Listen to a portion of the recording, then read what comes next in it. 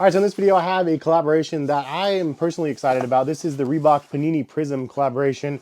This is their second go-around. They did have a release last year. It was Allen Iverson themed, and this time around they went with another Panini athlete, and that is Emmitt Smith.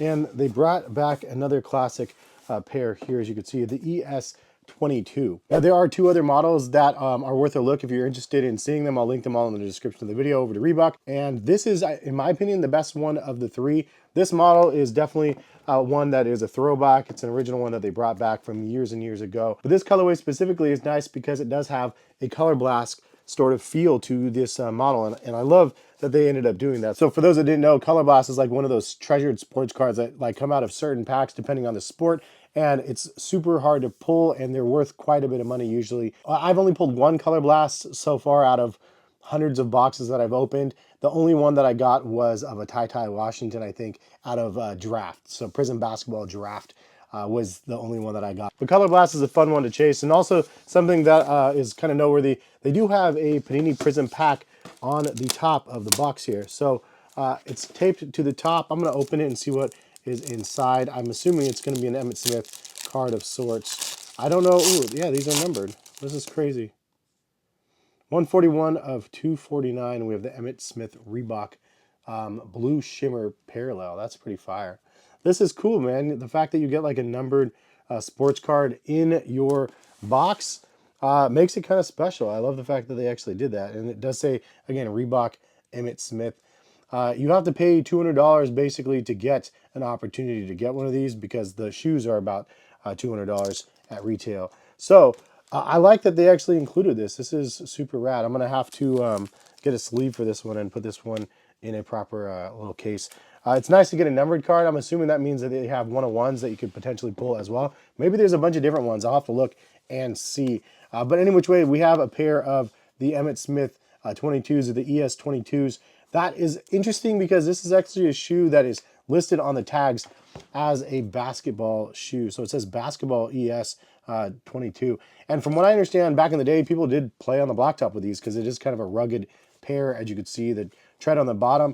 This is kind of a training shoe. It's definitely a lot heavier than today's standards and stuff, but the idea that they brought back like an original one in this day and age, I think is really dope. And they actually started retroing these, I believe, last year. Any which way, you have a tricolor on the laces. You do also have a paint splatter across the midsole, but the midsole also kind of extends up through the sides of the shoes as well, as you can see. So it's kind of like a fun little different look there. And then in the middle of that window, you do have the Reebok logo that is sewn in with the Color Blast sort of feels there. You do have white patent leather around the upper with little windows of mesh, and then also a dual material on the eyelets for the shoe. You have nylon, and then you have a plastic over top of it as well. Another callback to trading cards and Panini specifically, you do have a Cracked Ice Reebok logo right here. Cracked Ice is definitely one of the fun parallels to chase. It's featured a lot in retail products, but it's also featured in some of the hobby box products as well. The retail products being the ones that you can buy at like Target and stuff. The hobby boxes, you have to go online to Panini's website or just go to third-party sites that sell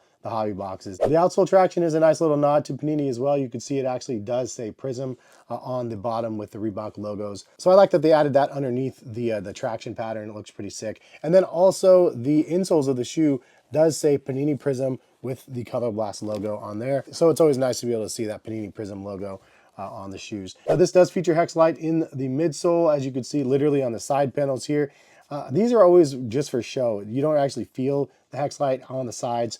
The hex light's really on the bottom, but it's nice to be able to see them on the sides. It just lets you know. I just remember being confused when I was younger. I was like, dude, look at that. It looks so cool. It's like honeycombs, but you don't actually feel that. It's just an indicator basically that there is hex light on the bottom of the shoe. Hex light's been featured in a lot of popular Reebok models from like the late 90s. On the back of the shoe, you do have a Cracked Ice Reebok logo as well. It does say Reebok and then the logo and then number 22. And the tongue is a nice mesh, and you do have a lot of padding on the heel collar of the shoe. So these are thick boy shoes for sure. Emmitt Smith, for those that don't know, just a legend in the Dallas Cowboys and stuff. Like, he was just the running back guy. So it's kind of cool that he had a pair of sneakers back in the day. Reebok brought them back in collaboration with Panini to bring us out another collection. And honestly, Reebok and Panini could go pretty deep with this because there's a lot of great collections from back in the day like that I feel like could speak to the masses. Leave a comment in the comment section, which Reebok athlete would you guys like to see in a future like collaboration with Panini? Maybe a chance to get an autographed card in the box as well would be awesome. Sean Kemp comes to mind, D Brown comes to mind for me for basketball specifically,